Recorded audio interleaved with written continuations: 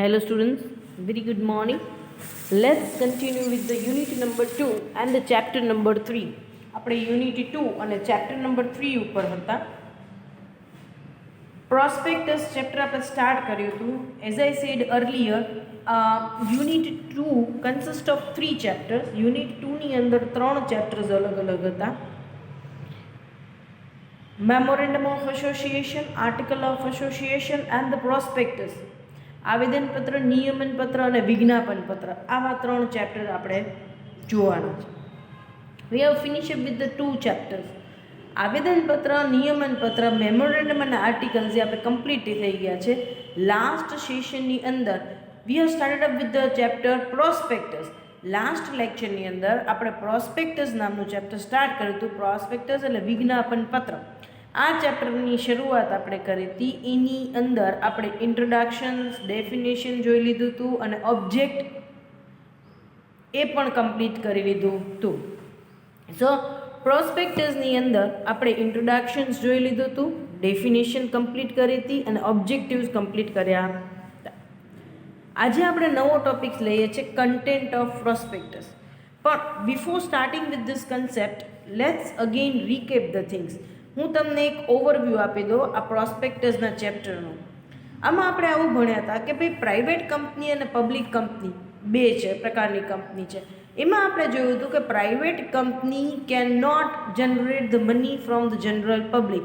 ખાનગી કંપની જાહેર જનતા પાસેથી ભરણું ઊભું કરી શકશે નહીં, ભરણું મગાવી શકશે નહીં.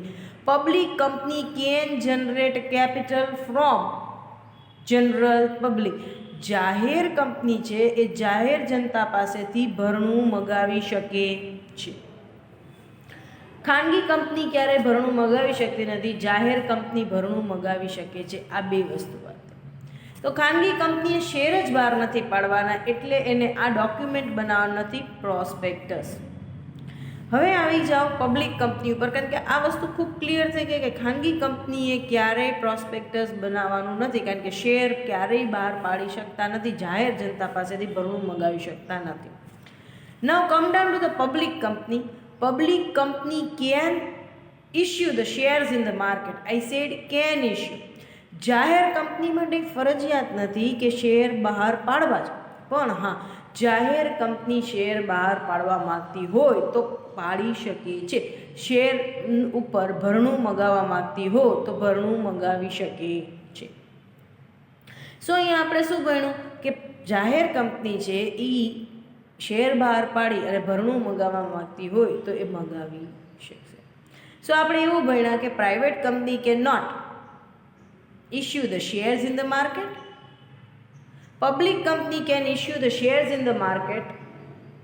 તો અહીંયા હવે બે ઓપ્શન છે. પબ્લિક કંપની પાસે બે ઓપ્શન છે. શેર બહાર પાડી અને ભરણું મગાવશે અને આંતરિક મૂડી પણ ઊભી કરી શકે છે. Public company can generate the capital from the general public, can subscribe for the same. Can general public subscribe for the shares and securities. અને અહીંયા બીજું ઓપ્શન એની પાસે છે, they can generate the capital from the internal sources only. આંતરિક સ્ત્રોતોથી જ મૂડી ઊભી કરે. હવે એને બંનેની અંદર એક એક ડોક્યુમેન્ટ બનાવવાનું છે. Whether they wish to generate the capital from the external public or. જાહેર જનતા પાસેથી ભરણું મગાવવું હોય તો પણ એક પત્રક બનાવવું છે, ન મગાવવું હોય તો પણ એક પત્રક બનાવવાનું છે, ખાલી બંનેના નામ અલગ છે.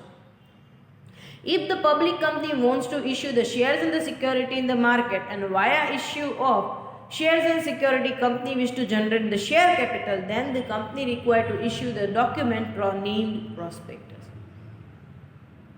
જો જાહેર જનતા છે એની પાસેથી ભરણું મગાવવું છે તો કયું ડોક્યુમેન્ટ બહાર પાડવું પડશે? વિજ્ઞાપન પત્ર. વિજ્ઞાપન પત્ર છે એના દ્વારા લોકોને આમંત્રણ આપવામાં આવે છે કે કંપનીની શેર્સ અને સિક્યોરિટીમાં તમે સબસ્ક્રિપ્શન્સ આપો. સો it is such a document through which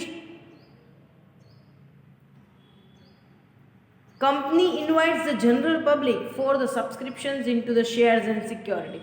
વિજ્ઞાપન પત્ર એ એક આમંત્રણ આપતું પત્ર છે જેના દ્વારા કંપની પોતાની શેર ખરીદવા માટે, શેર ઉપર ભરણું ભરવા રોકાણકારોને આમંત્રણ આપે છે. ના, હવે શેર બહાર નથી પાડવા તો શું બનાવવું પડશે?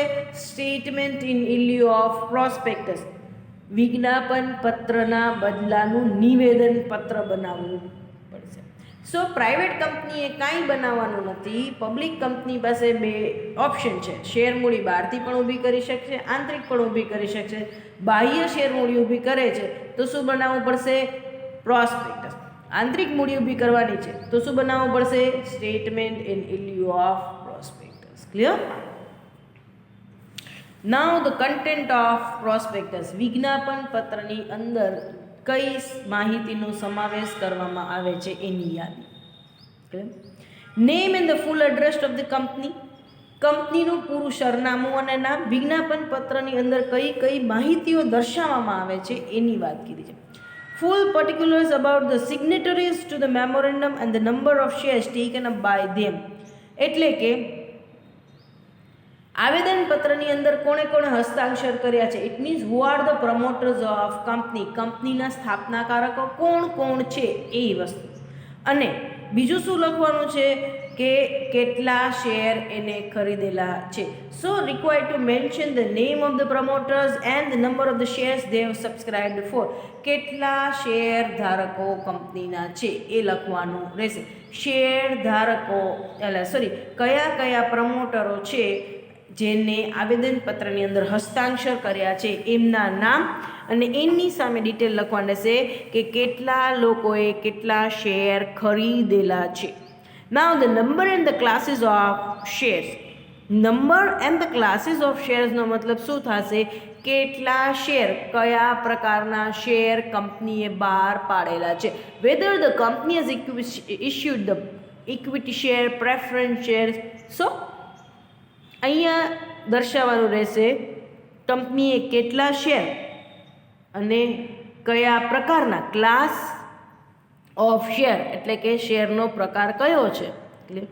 Interest of share holders in the property in the profit of company, કંપનીના પ્રોફિટમાં, નફામાં અને કંપનીની મિલકતમાં શેર ધારકોનો શું અધિકાર અને રસ છે એની વાત અહીંયા દર્શાવવામાં આવેલી છે. Name, address and the occupation of the members, director and the managing director. એક રજિસ્ટર બનાવવામાં આવશે જેની અંદર સંચાલકીય ગણ જેટલા છે એ અને સભ્યો છે એના નામ, સરનામા અને ઓક્યુપેશન એટલે એનો વ્યવસાય દર્શાવવામાં આવશે. Minimum subscription fixed by promoter. Minimum subscription એટલે કે લઘુત્તમ ભરણું, ફિક્સ્ડ બાય પ્રમોટર્સ એટલે કે અહીંયા સ્થાપનાકારોએ તો એ શું લઘુત્તમ ભરણું નક્કી કરેલું છે. Because if the company is not able to generate the capital up to the minimum subscription, then company cannot start with the public company. લઘુત્તમ ભરણા જેટલું ભરણું નહીં આવે, લઘુત્તમ ભરણું જે નક્કી કર્યું છે એટલું ભરણું નહીં આવે શેર ઉપર તો જાહેર કંપનીની શરૂઆત કરી શકાતી નથી. So minimum subscriptions, amount of minimum subscription, લઘુત્તમ ભરણાની કિંમત શું છે એ કહેવું પડશે. If the company have acquired any property from vendor, their full particulars are to be given. If company have acquired any property from vendor, their full particulars are to be given. જો કંપનીએ acquired એટલે ખરીદવી, જો કંપનીએ કોઈ property ખરીદેલી હશે, vendor એટલે the person who are selling the property, seller, vendor એટલે seller, તો કોની પાસેથી મિલકત ખરીદેલી છે એની વિગત અને કેટલી મિલકત છે ચોપડે દર્શાવવી પડશે. The full address of underwriter and the opinion of director that underwriter have a sufficient resource to meet their obligation. Full address of underwriter, underwriter એટલે દલાલ, દલાલ કોણ રાખેલો છે એનું નામ અને એનું address. And the opinion of director that underwriter have a sufficient resources.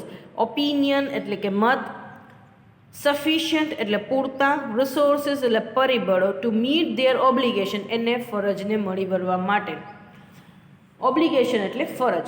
તો અહીંયા તમારે સંચાલકોએ એવો ઓપિનિયન, સંચાલકોએ એક એવી સ્ટેટમેન્ટ લખવી પડશે કે અમે જે દલાલને રાખેલ છે, અંડરરાઇટર તરીકે જે વ્યક્તિ કામ કરી રહ્યો છે એની પાસે પૂરતા પરિબળો છે અંડરરાઇટિંગની પ્રોસેસ, શેરની જે અંડરરાઇટ દલાલીની પ્રોસેસ કરવાની છે એ કરી શકવા માટે. The person is capable. Time of opening of subscription list એટલે કે શેર બહાર પાડવાની સમય અને તારીખ દર્શાવવાની રહેશે કે કઈ દિવસે શેરની લિસ્ટિંગ નોંધણી થશે. ક્લિયર? શેર બહાર પડશે.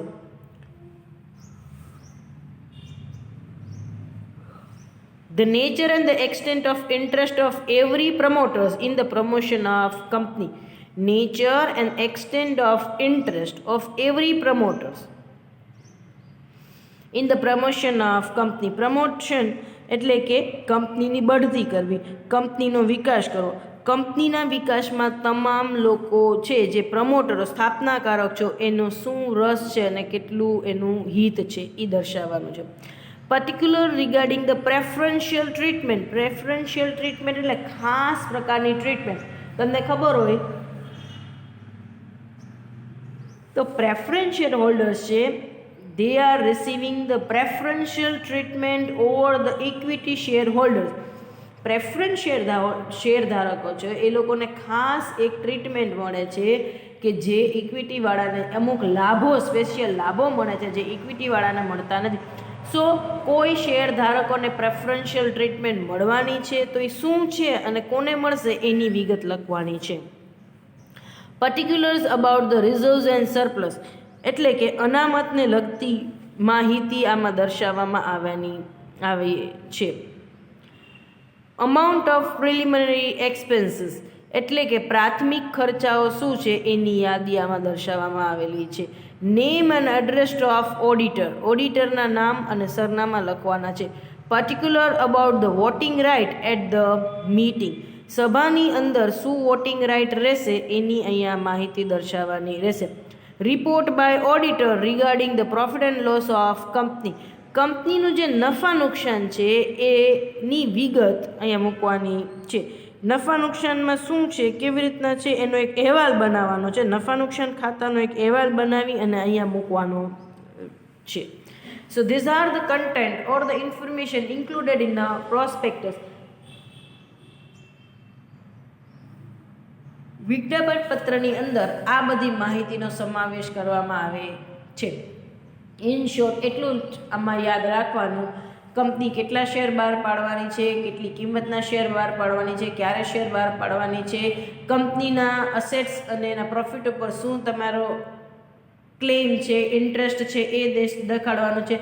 કંપનીની પ્રોફિટ એન્ડ લોસ એટલે કે required to depict the actual position of the company. Depict કરવું એટલે દર્શાવો, કંપનીની સાચી પોઝિશન શું છે એ દર્શાવવામાં આવે છે. સો ઇન શોર્ટ એક વિજ્ઞાપન પત્ર એ એવું પત્ર છે કે જેના ઉપરથી તમને કંપનીની સાચી નાણાકીય પરિસ્થિતિ વિશે ખબર પડે છે. Prospectus is such a document through which you will come to know about the actual position of company. Next છે આપણો topic misstatement in a prospectus. ઘણી બધી વાર આ પૂછાય છે. Liability for a misstatement in a prospectus. વિજ્ઞાપન પત્રમાં ખોટી માહિતી, ગેરમાહિતી દર્શાવો તો એના માટેની કઈ જવાબદારી થશે, કઈ સજા થશે. અહીંયા એવું કહે છે કે વિજ્ઞાપન પત્રમાં કોઈ ખોટી માહિતી દર્શાવો તો એ સજાને પાત્ર છે. શું કામ એને? તે કહે કે ભાઈ prospectus is a basis on which the prospective investor decide to subscribe in the shares in the securities of the company. કોઈ પણ કંપનીમાં રોકાણ કરવું છે, એ કંપનીમાં રોકાણ કરવું કે ન કરવું એ ક્યાંથી ખબર પડશે? કોઈ પણ તો કે વિજ્ઞાપન પત્ર ઉપરથી ખબર પડશે. સો વિજ્ઞાપન પત્ર ઉપરથી એને ખબર પડશે what is the actual position of the company અને what are the future prospect. કંપનીની અત્યારની નાણાકીય પરિસ્થિતિ કેવી છે અને કંપની આગળ કયા કયા શિખરો સર કરવા માગે છે, કંપની કેવી રીતના આગળ વધવા માગે છે એની સદંતર માહિતી તમને કયા પત્રક ઉપરથી મળશે? પ્રોસ્પેક્ટસ, વિજ્ઞાપન પત્ર ઉપરથી મળશે. સો કંપનીમાં તો અત્યારે કોઈ ઇન્ક્વાયરી કરવા જવા નથી, તો વિજ્ઞાપન પત્રમાં જે માહિતી દર્શાવી છે એને બધા લોકો સાચી માની અને એને આધારિત અહીંયા શું કરવાના છે, ઇન્વેસ્ટમેન્ટ રિલેટેડ ડિસિઝન લેવાના છે. સો વિજ્ઞાપન પત્રની અંદર જે માહિતીનો સમાવેશ કરવામાં આવે એને આધીન અહીંયા શું કરવામાં આવશે, વિજ્ઞાપન પત્રની અંદર જે માહિતીનો સમાવેશ કરવામાં આવશે એ માહિતીને ધ્યાનમાં રાખી અને એના ઉપરથી રોકાણકારો નક્કી કરશે whether to invest in the company or not. So on the basis of the information available in the prospectus, investor will decide whether to invest in this company or not. વિજ્ઞાપન પત્ર એ એવું પત્ર છે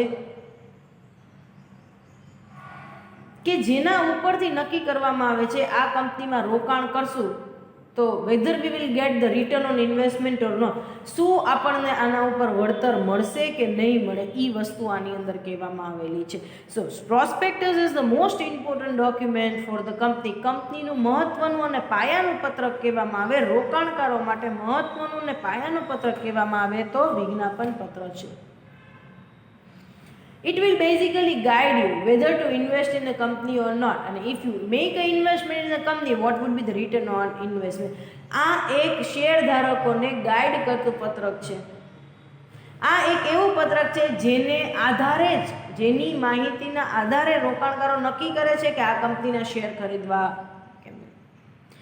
It basically depict the actual positions of the company.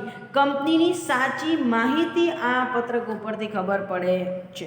So prospectus must give a full, true, accurate and the fair picture of the state of affairs of the company.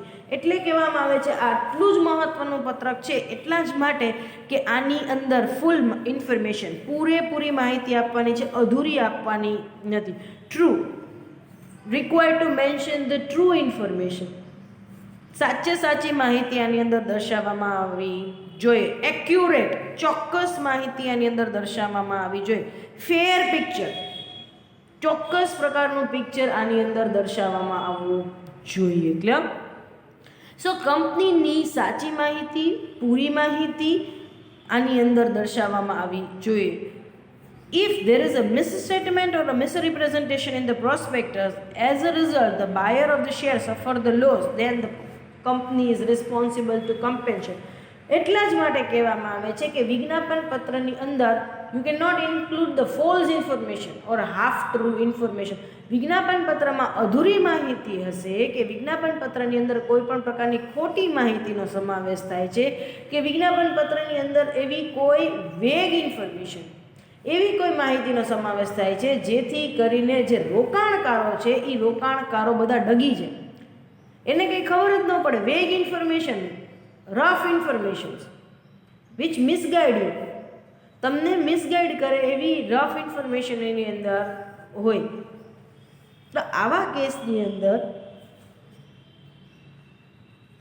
જો આ માહિતીના આધારે, આ અધૂરી માહિતી, ખોટી માહિતીના આધારે રોકાણકારો કોઈ રોકાણ કરે અને એ રોકાણની અંદર કોઈ નુકસાન થાય તો એ ભરપાઈ કરવા માટે કોણ જવાબદાર છે? Company is responsible for the same. એમાં બે પ્રકારનું છે, civil liability and criminal liability. ફોજદારી દાવો અને દિવાનદારી દાવો જે તમે કહો છો એ વસ્તુ. Clear? So civil liability and criminal liability. એટલી વસ્તુ ખાલી અત્યારે યાદ રાખી લો. પહેલો પોર્શન શું છે કે prospectus is the most important document of company. કંપનીનું મહત્વનું અને પાયાનું પત્રક કયું છે? પ્રોસ્પેક્ટસ, વિજ્ઞાપન પત્ર છે. વિજ્ઞાપન પત્રની અંદર તમામ પ્રકારની પૂરી માહિતીનો સમાવેશ થવો જોઈએ. કોઈ પણ અધૂરી માહિતી એની અંદર હશે તો ચાલશે નહીં. પૂરી માહિતીનો એની અંદર સમાવેશ થવો ખૂબ જ જરૂરી છે.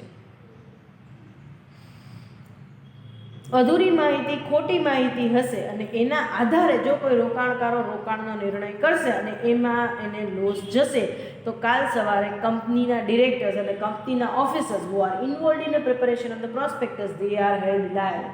જો કાલ સવારે કંપનીના કોઈ પણ કાર્યવાહી છે એની અંદર કોઈ પણ નુકસાન જશે એટલે મીન્સ કોઈ પણ વિજ્ઞાપન પત્ર ખોટું લખ્યું છે એને આધારે કોઈ પણ રોકાણ થશે અને રોકાણમાં જો કોઈ નુકસાન થશે તો કંપની ઉપર કાયદેસરની કાર્યવાહી થશે.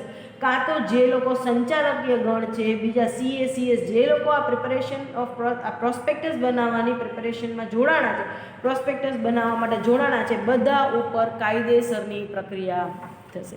સો અહીંયા એટલું યાદ રાખવાનું, miss statement in the prospectus is liable. બરાબર છે, ઇઝ પનિશેબલ અંડર ધ એક્ટ. વિજ્ઞાપન પત્રની અંદર અધૂરી માહિતી લખવી, ખોટી માહિતી દર્શાવી તો એમાં સજા મળે છે. પછી જે લોકો એ વસ્તુમાં ઇન્વોલ્વ થયા હશે બધા લોકોને આની અંદર સજા મળશે. નાઉ ધ સિવિલ લાયબિલિટી શું કહે છે? If the person purchase the shares on the basis of the misleading prospectus he has following to write. If person purchased the shares on the basis of misleading the prospectus, civil liability ની અંદર શું કહે છે કે ભાઈ there is a misstatement in the prospectus, ખોટી માહિતી પ્રોસ્પેક્ટસમાં છપાણી છે, અધૂરી માહિતી છપાણી છે, આડાવડી માહિતી છપાણી છે, પણ ઇટ્સ ઇનોસન્ટલી, અજાણતા એ વસ્તુ થઈ છે, જાણીબૂજીને કરી નથી. Here the intention is not to cheat the customer. રોકાણકારોને વિજ્ઞાપન પત્રમાં ખોટી માહિતી દર્શાવી અને એને ચીટ કરવા એ કોઈ હેતુ હતો નહીં. પણ અહીંયા અજાણતા ખોટી માહિતી વિજ્ઞાપન પત્રમાં લખાણી છે. જો આ માહિતીના આધારે કોઈ વ્યક્તિએ રોકાણ કરેલું છે અને એને નુકસાન થાય તો ફર્સ્ટ રેમેડી એટલે કે એની પાસે શું સોલ્યુશન છે? રેમેડીઝ એટલે કે રિલીફ. શું રિલીફ છે? તો કે two avoid the contract and return the shares of the company અને ગેટ બેક યોર ઇન્વેસ્ટમેન્ટ. જો કોઈ ખોટી માહિતીના આધારે રોકાણકારોએ અધૂરી માહિતીના આધારે રોકાણકારોએ રોકાણ કરેલું છે, એનાથી નુકસાન થયું છે, તો એ પહેલાં શું કરશે? કંપનીને શેર પાછા આપી દેશે અને તરત જ પોતાના પૈસા માગી અને છૂટું થઈ જવાનું કહેશે. ડિસ્ચાર્જ ધ કોન્ટ્રાક્ટ, કરારનો અંત લેવો. શેર જે ખરીદ્યા હશે એ કંપનીને પાછા આપી દેશે, કંપની એના ઉપર એને પૈસા પાછા આપી દેશે. And claim the damages for the fraud. એને નુકસાન કર્યું છે, એને દગો કર્યો છે, એના માટે કમ્પેન્સેશન વળતર માગશે. If they really sustain the loss. જો ખરેખર નુકસાન ગયું છે તો જેટલું નુકસાન થયું છે એ ભરપાઈ માંગવી પડશે. બરાબર?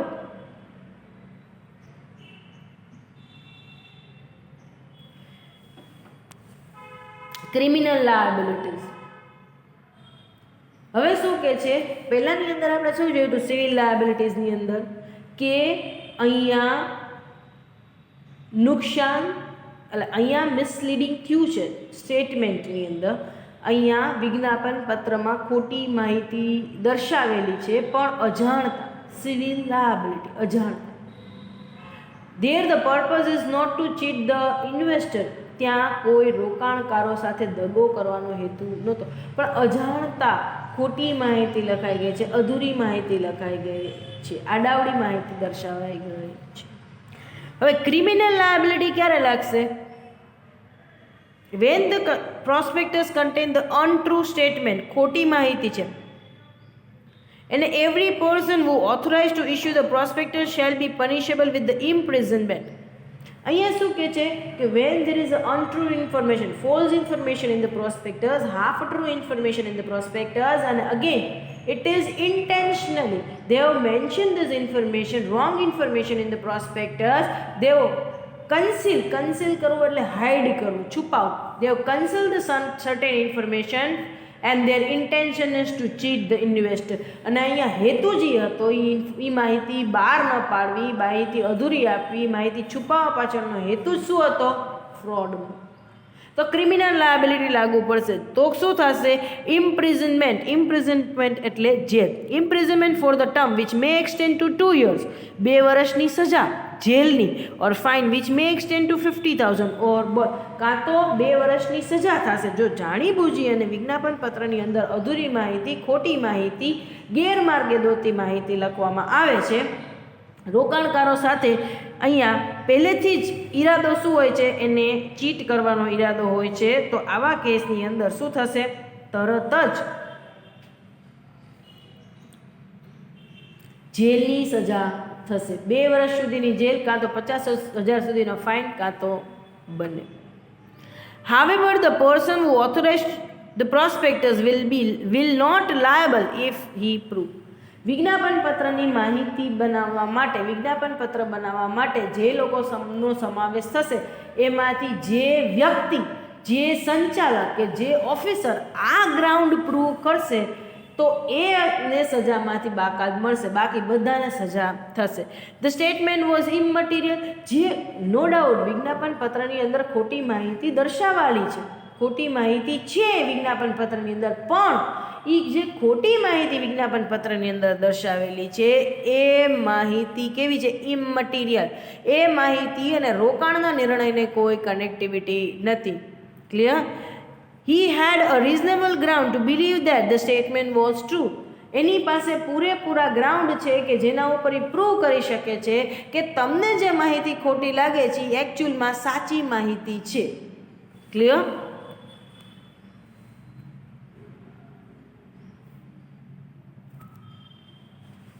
તો આવું કાંઈ હશે તો એને પ્રૂવ કરવું પડશે. જેટલા ઓફિસરો પ્રૂવ કરી શકશે કે their intention was not to undertake the fraudulent activity, એ છૂટી શકશે, બાકીના બધા સજાને પાત્ર થશે.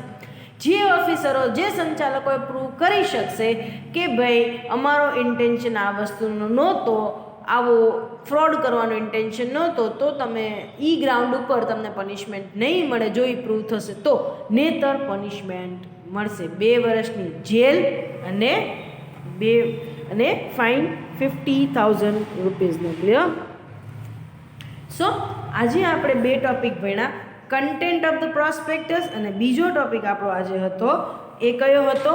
Miss statement in the prospectus. Content of the પ્રોસ્પેક્ટસની અંદર આપણે એ ભણ્યા કે વિજ્ઞાપન પત્રની અંદર કઈ કઈ માહિતીનો સમાવેશ કરવામાં આવે છે કે જે માહિતી વાંચી અને રોકાણકારો નિર્ણય કરે કે આ કંપનીમાં રોકાણ કરવું છે કે નથી કરવું.